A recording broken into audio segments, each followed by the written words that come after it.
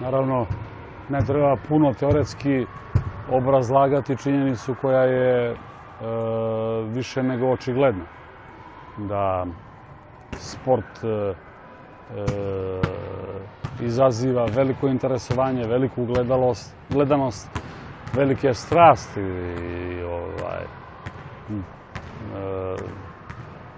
da je dolazilo i do ratova zbog nekih sportskih manifestacija. U svakom slučaju, sport spada,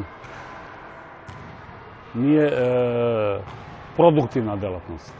Košarka, na primjer, u Evropi.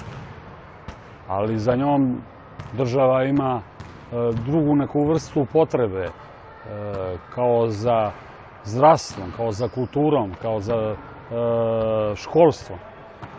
I u njega se ulaže iz više razloga i zbog elana, vitala nacije, a na primjer vidim koliko su ljudi raspoloženiji kad, na primjer, Novak Đoković osvoji neki veliki turnir ili kad neka sportska ekipa napravi značajan uspeh na pre svega nekom međunarodnom planu.